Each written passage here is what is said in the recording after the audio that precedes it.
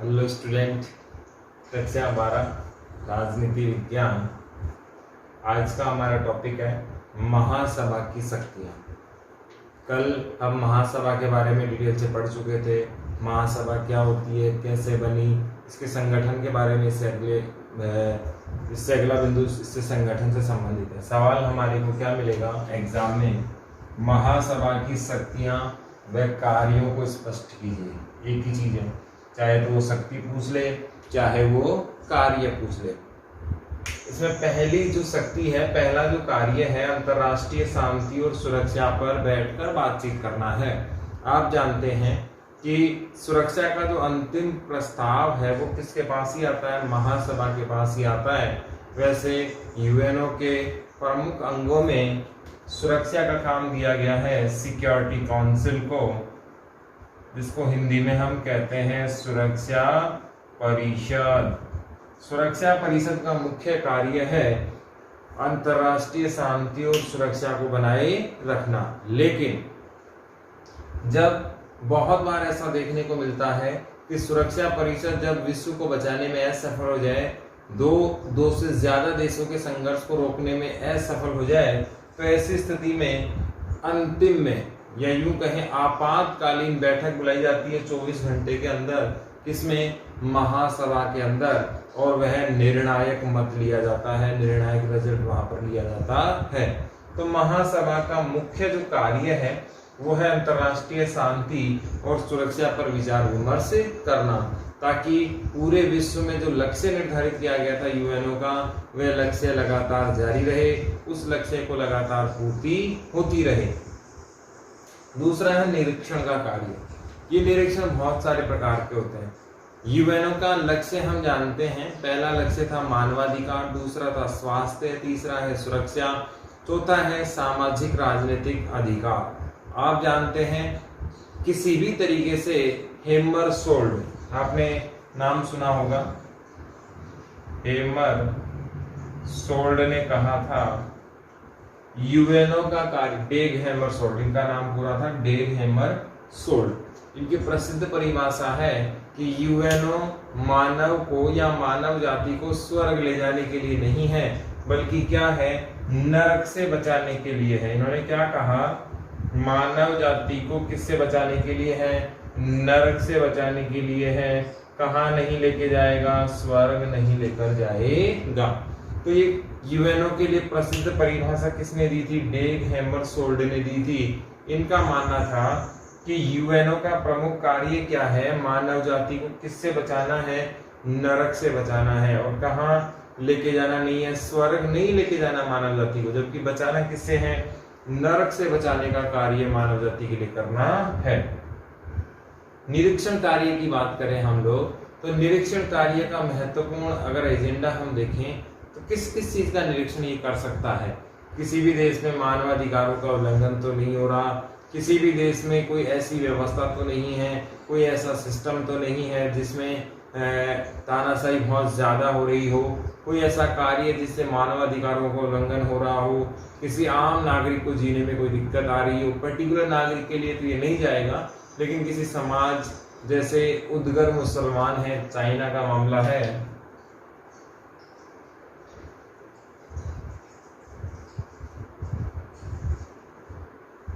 और यहाँ जबरदस्त तरीके से इनका शोषण होता है। दुनिया की कोई भी ताकत चीन का मुकाबला इस मामले पर नहीं करती है। पाकिस्तान जो मुसलमानों का एक बड़ा एजेंडा उठाता है, बड़ा एक समर्थक है, जब चाइना द्वारा मुसलमानों पर अत्याचार होते हैं तो वो भी ये नहीं बोलता। और कहीं ना कहीं दुनिया के कोई भी मुसलमान इस उद्गर मुसलमानों के मामले पर नहीं बोलते हैं। चाइना में कुछ मात्रा में अल्पसंख्यक कौन है, मुसलमान हैं, इनको उद्गर मुसलमान कहा जाता है। इनके बुर्का पहनने पर रोक लगा दी गई है, सार्वजनिक स्थानों पर, मस्जिद में, सार्वजनिक स्थानों पर नमाज अदा करने से रोक लगा दी गई है।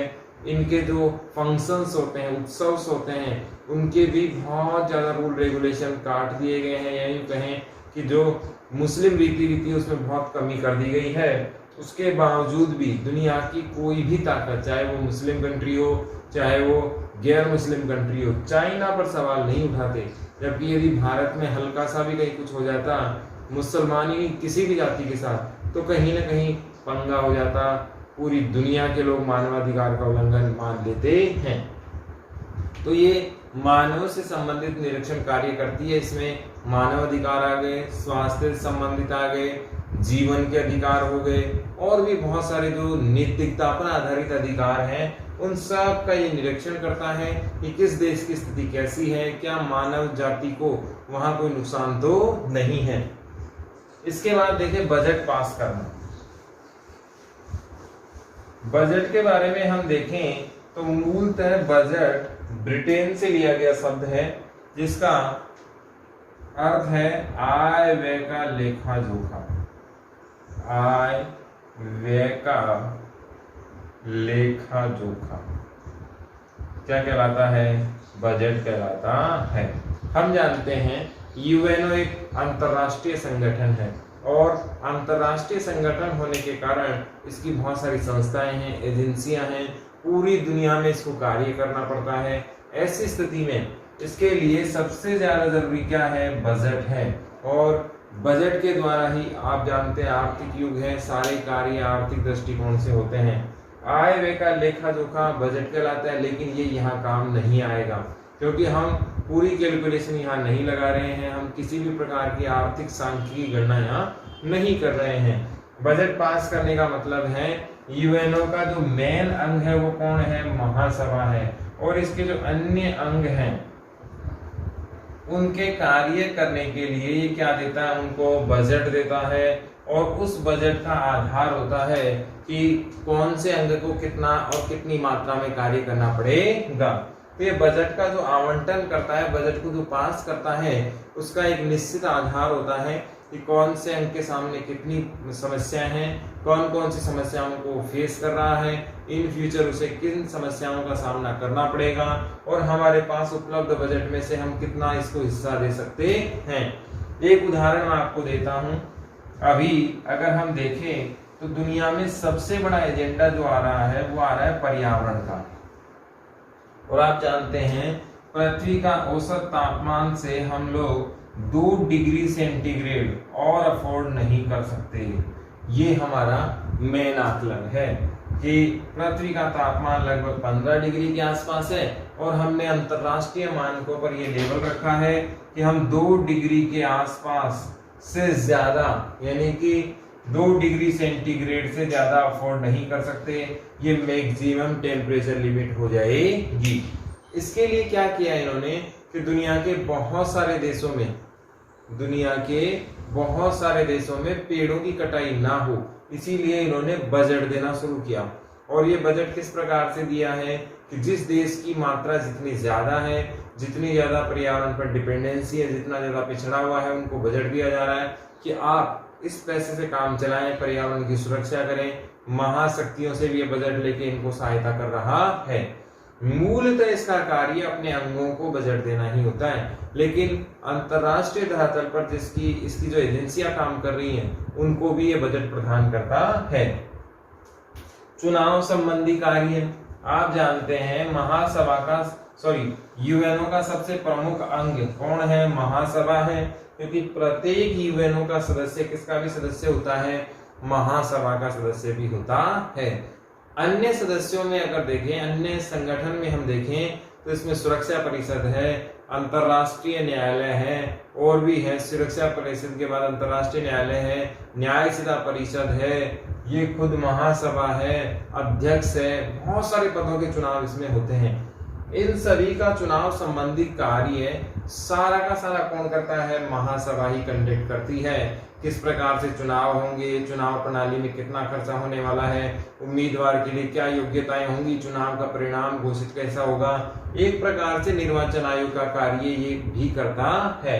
और सारे जो एजेंसी हैं, सारे जो इसके अन्य संगठन हैं, उन सब का चुनाव का कार्य कौन करवाता है? महासभा करवाता है। इसमें एक चीज और रह गई, स्टाफ की नियुक्ति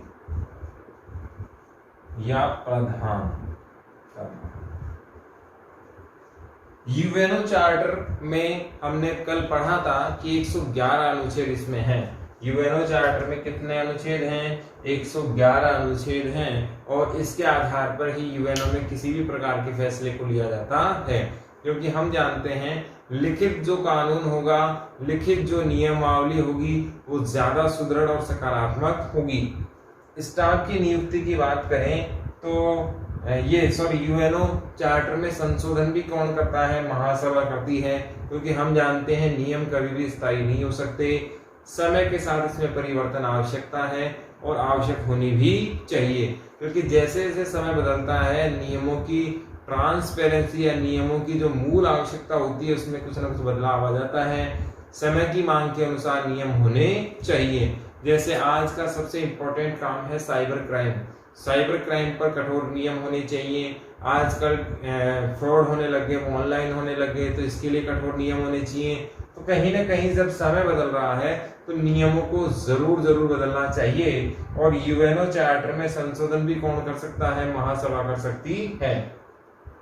स्टाफ की नियुक्ति, आप जानते हैं किसी भी संगठन के लिए सबसे महत्वपूर्ण कार्य कौन होता है? स्टाफ होता है वहां का, और स्टाफ ही सारे कार्य वहां के देखता है। तो महासभा सभी अंगों के लिए किसकी व्यवस्था करती है? स्टाफ की भी व्यवस्था करती है, ताकि उसका कार्य सुचारू रूप से चल सके। कुल मिला के कहा जाए तो यूएनओ की सबसे मुख्य नींव कौन है? महासभा है, और लगभग सारे काम इसी पर टिके हुए हैं।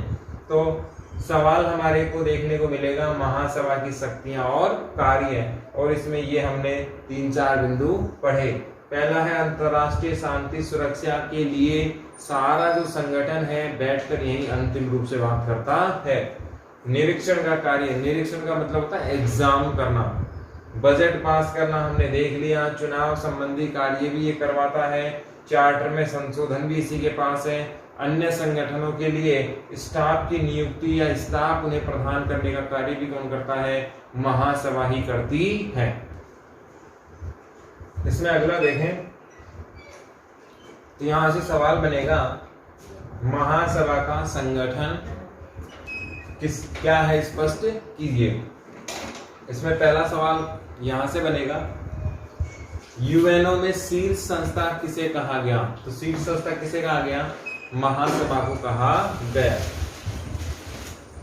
शीर्ष संस्था इसलिए भी है क्योंकि इससे जस्ट पहले हमने ये देखा था, जब शक्ति और कार्य देखे थे तो उसमें हमने डिटेल से देखा था कि किस प्रकार से ये सबसे बड़ा संस्था यूएनओ के रूप में माना जाता है, यूएनओ का सबसे बड़ा शीर्ष संस्था के रूप में माना जाता है। इसमें दूसरा बिंदु है, इसमें अपने नियम कानून खुद के होते हैं एक प्रकार से, और ये इंडिविजुअल एक प्रकार से संगठन है।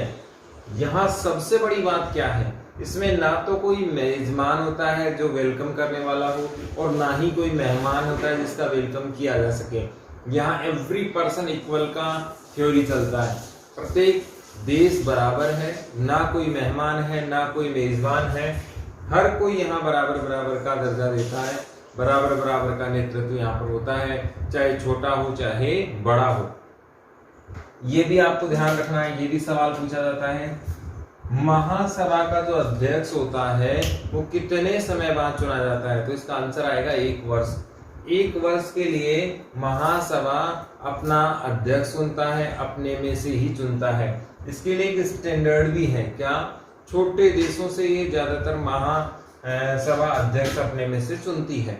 ये एक प्रोटोकॉल बना रखा है, या यूं कहें एक आदर्श नियमावली है कि छोटे देशों से ही महासभा का अध्यक्ष बनेगा। जैसे अमेरिका के राष्ट्राध्यक्ष 2 कार्यकाल के लिए चुना जाता है, 4-4 वर्ष का उसका कार्यकाल होता है। कहीं ये नहीं लिखा कि तीसरी बार अध्यक्ष नहीं बन सकता या राष्ट्रपति चुनाव नहीं लड़ सकता, लेकिन वो इस प्रोटोकॉल केवल बना रखा है।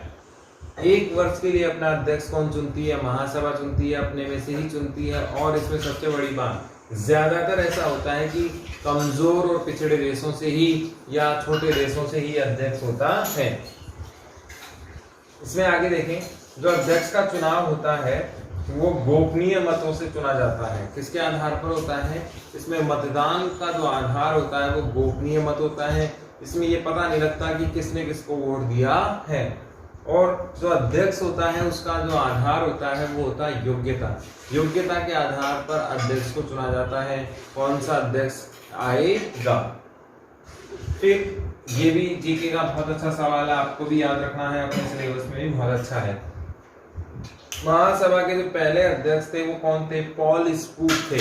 और पॉल स्पूक कहाँ के थे, बेल्जियम के थे। और इनका नाम क्या था, पॉल स्पूक था। ये पहली बार चुनकर आए थे।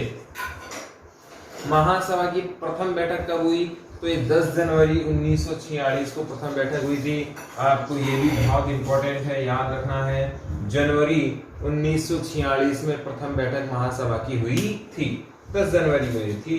फिर अगला सवाल यहाँ से बनता है, चीफ डे कैबिनेट क्या है। अगला सवाल क्या बनता है, चीफ डे कैबिनेट क्या होता है। तो इसका जो सभापति होता है, अध्यक्ष होता है, उसकी सहायता के लिए जो सचिव होते हैं उन्हें अवर सचिव कहा जाता है, उनका ये समूह होता है। अध्यक्ष की सहायता के लिए जो समूह होते हैं, अधिकारी होते हैं, उनका एक समूह होता है, उसे हम क्या कहते हैं, चीफ डे कैबिनेट कहते हैं। सवाल आ गया है चीफ डे कैबिनेट क्या है, तो इसका आंसर क्या आएगा, यूएनओ की शीर्ष संस्था महासभा के अध्यक्ष या यूं कहें सभापति की सहायता के लिए जो अधिकारी।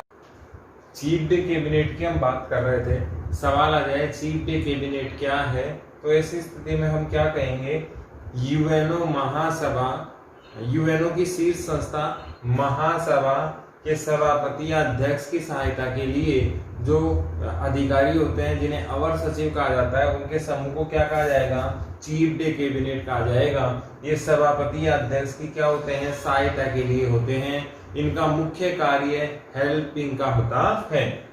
फिर इसमें आपको ये भी ध्यान रखना है कि एक अध्यक्ष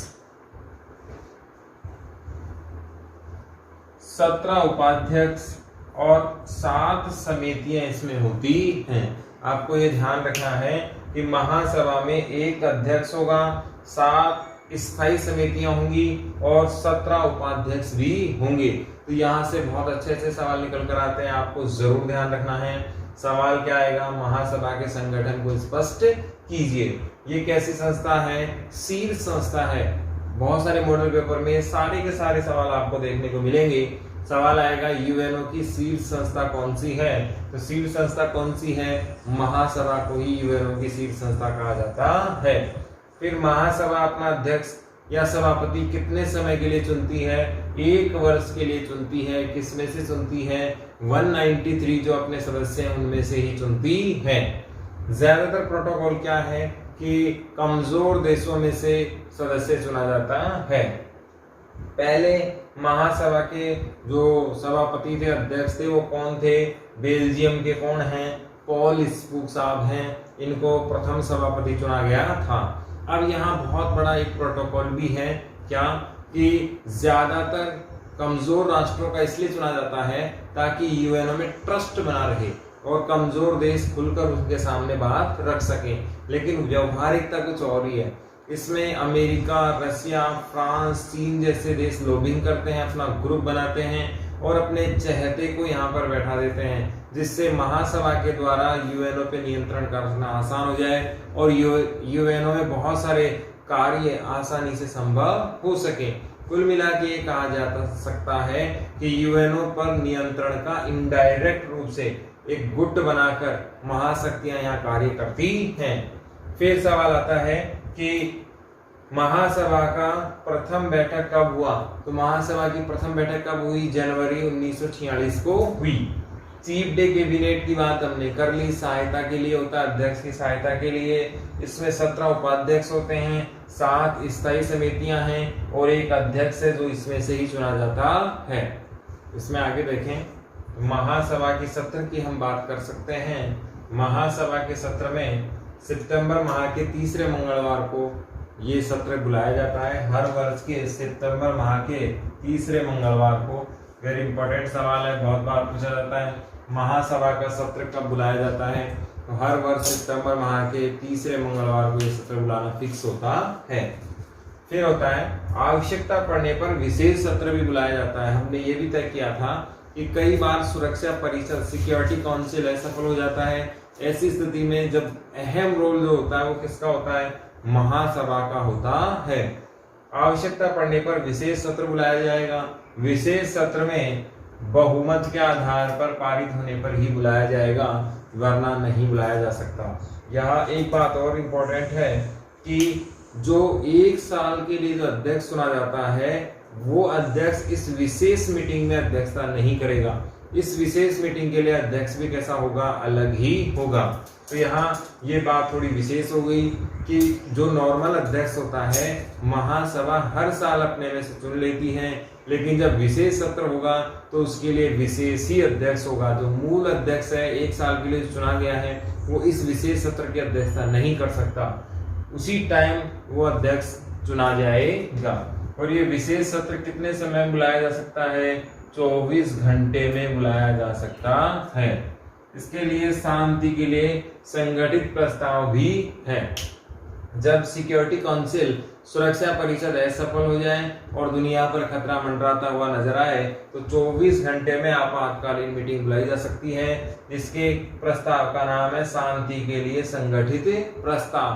पूरी दुनिया को बचाने के लिए जब सारे प्रयास सफल हो जाएं तो ऐसी स्थिति में ये प्रस्ताव बुलाया जाता है और इस प्रस्ताव को पास करने के लिए 2/3 बहुमत की आवश्यकता होती है, जो बहुत असाधारण है, आसानी से संभव नहीं है, क्योंकि 2/3 दुनिया अगर एक तरफ हो जाए तो फिर संघर्ष होता ही नहीं। तो कहीं न कहीं ये विशेष प्रस्ताव आसानी से पास होना संभव नहीं है।